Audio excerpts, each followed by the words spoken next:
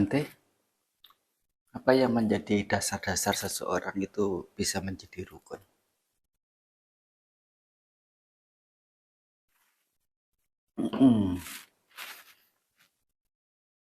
Dasar-dasar seseorang bisa membangun kerukunan.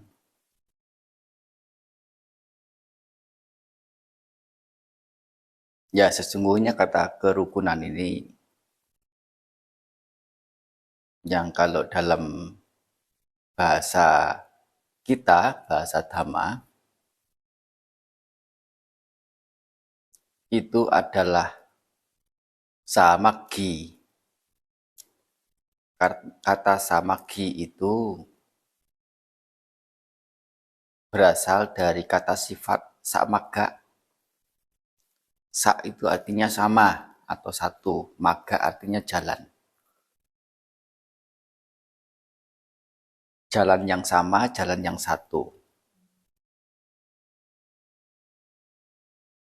Secara kata bentukannya itu adalah kesejalanan. Samaggi artinya kesejalanan. Atau ada istilah lain itu adalah ekibhawa. Eki itu tunggal, bawa itu keberadaan. Keberadaan tunggal yaitu kita mengartikan itu adalah persatuan atau kesatuan. Di sini meskipun seseorang atau kita manusia mengenal baik istilah permaknaan sekaligus manfaat kerukunan, masih juga terjadi kondisi sebaliknya, yaitu ketidakrukunan. Dan itu bukan terjadi antara satu negara dengan negara yang lain, antar satu suku dengan suku yang lain, antar satu sistem kepercayaan keyakinan dengan satu sistem kepercayaan keyakinan yang lain. Antar orang-orang yang sebapak seibu saja juga memungkinkan muncul ketidakrukunan.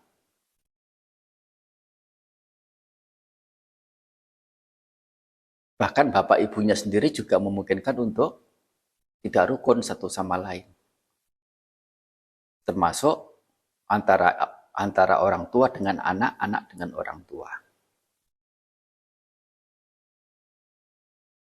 Banyak hal yang dimunculkan untuk membangun semangat untuk bisa membangun kerukunan.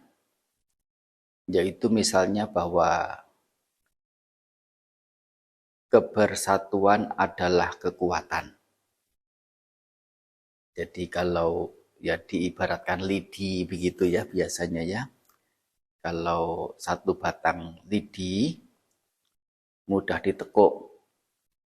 Tetapi kalau sekumpulan lidi susah ditekuk apalagi dipatahkan. Dan itu adalah kekuatan. Terlebih kalau kita mengacu pada ajaran Sang Buddha, di sini adalah umat Buddha itu sesungguhnya tidak ada alasan untuk menjadi tidak rukun.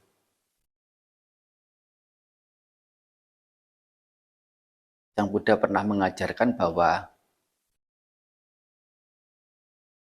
nenek moyang kita itu bukan 1-2 orang,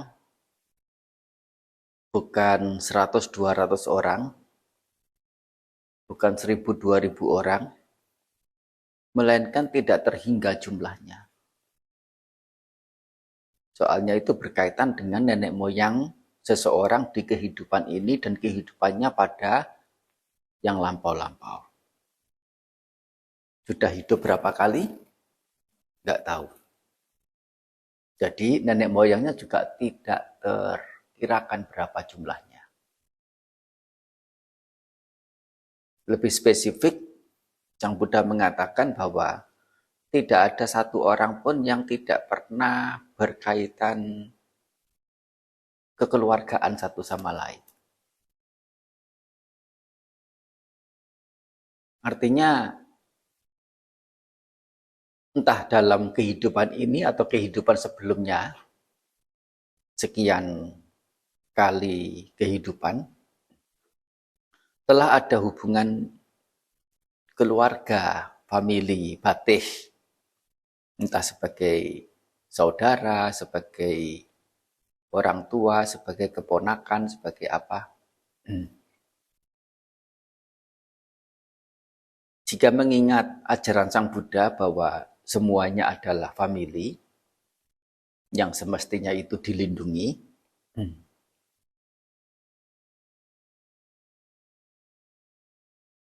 tapi kemudian saling menghancurkan, saling menyakiti, saling merugikan.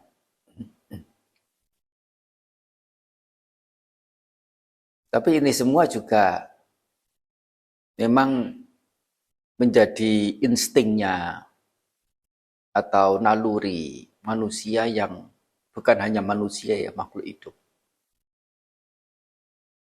Yang ya lebih dominan dikuasai oleh nilai-nilai buruk, keserakahan, kebencian,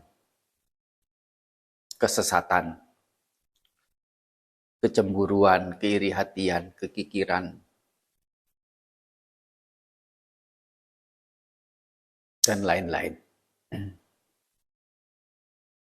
Bagaimanapun setelah mendengar ajaran Sang Buddha bahwasanya kebajikan ini bukan kerugian, kebajikan adalah manfaat, kebajikan adalah kebahagiaan,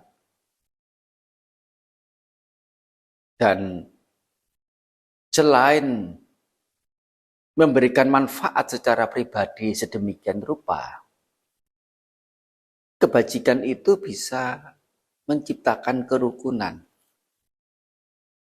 Dalam satu komunitas, kalau hati masing-masingnya, anggotanya itu adalah hati yang baik.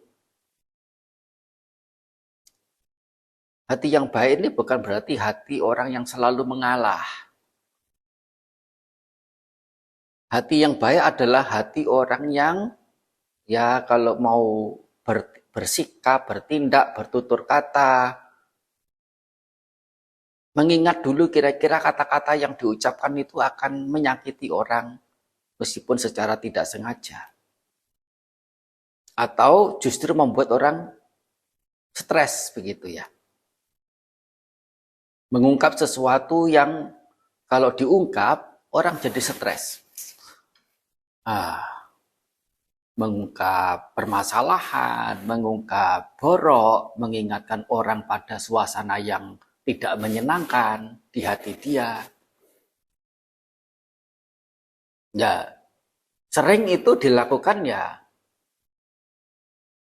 tidak dengan niatan buruk juga sih. Hanya satu hal itu apa? Kurang dalam sisi kecermatan. Dalam mengambil topik apa yang dibahas, termasuk memilih kata apa yang diucapkan. Ya, saya secara pribadi menemui sekian banyak teman begitu ya,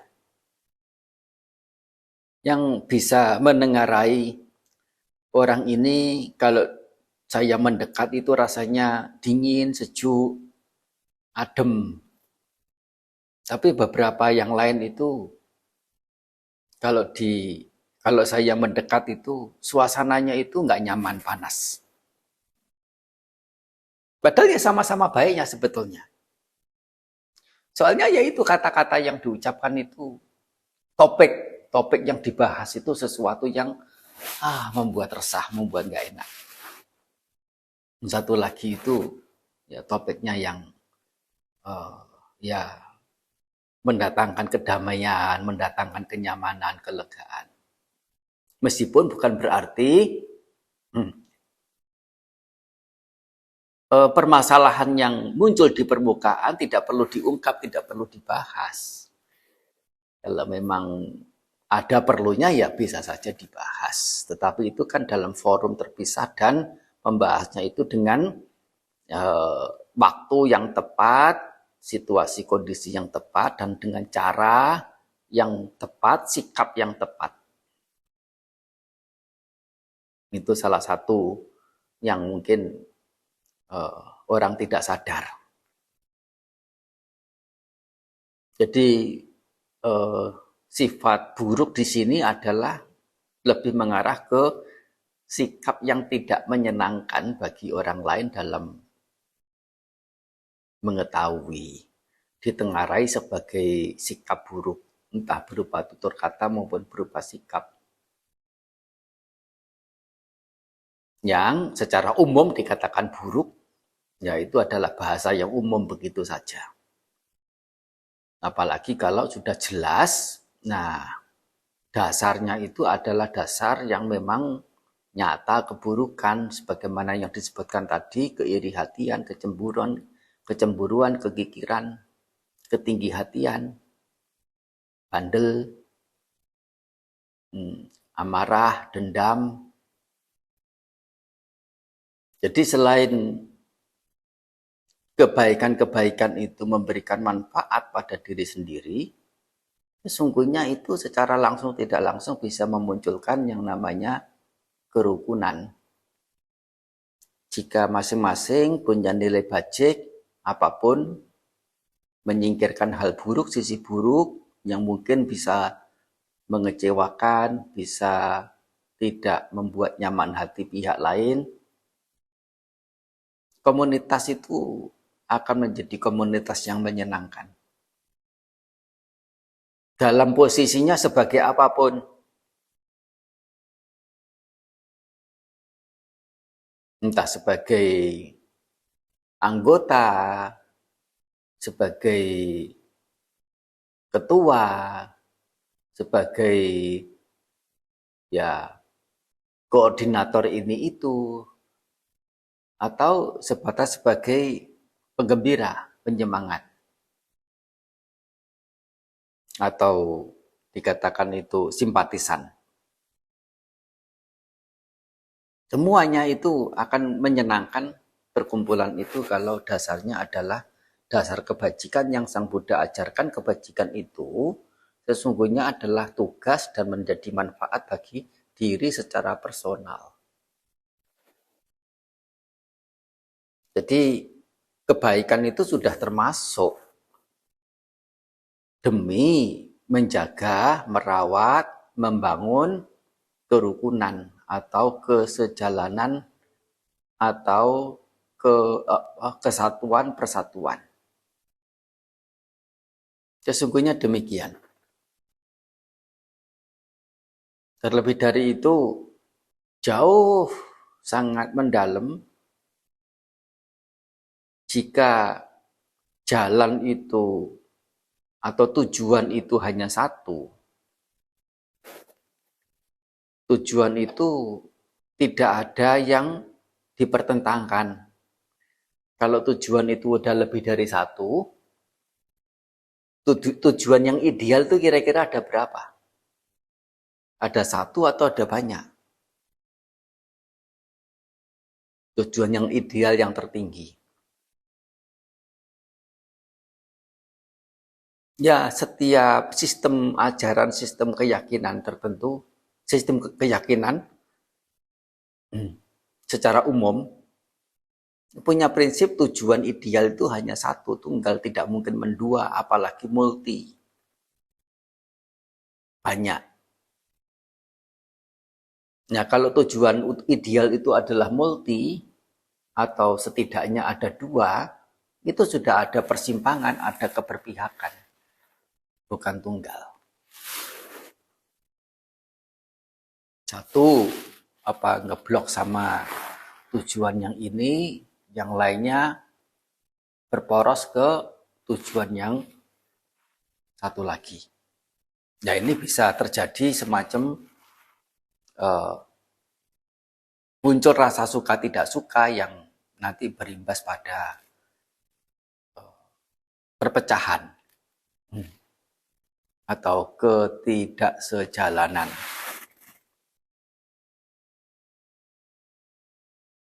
Dan Sang Buddha kemudian melanjutkan tujuan ideal yang tunggal itu kira-kira tujuan yang disertai dengan keserakahan atau tujuan yang bebas dari keserakahan.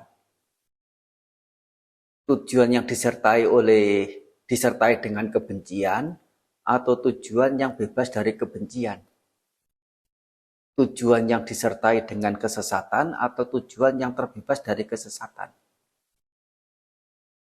Dan tidak ada satu orang pun yang menjawab tujuan ideal yang tunggal itu disertai dengan keserakahan atau kebencian atau kesesatan.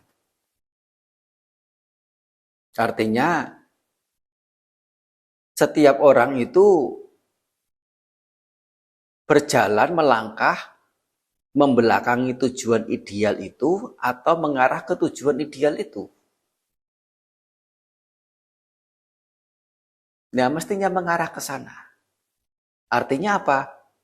Yaitu mencapai ke tujuan ideal itu dengan menyertakan hati dan pikiran untuk bisa bersesuaian dengan tujuan ideal yang tunggal itu, yaitu keberadaan yang bebas dari keserakahan, bebas dari kebencian, dan bebas dari kesesatan. Dan jika tujuannya juga satu, dan di sana tidak ada keserakahan, kebencian, kesesatan, tidak ada alasan untuk tidak rukun. Nah, itu adalah beberapa dari dasar-dasar pemikiran yang membuat kerukunan itu bisa terbentuk, terbangun. Yang mana bukan hanya kenyamanan, kelegaan, keleluasaan, sebagaimana yang biasa kita dengar, samagganang tapo sukho. Tapo artinya pelaksanaan kehidupan luhur oleh orang-orang yang punya kesejalanan, punya kerukunan, mendatangkan kebahagiaan. Atau ada kalimat yang lain, sukha sanghassa samaggi. Kesejalanan dalam satu perhimpunan mendatangkan kebahagiaan.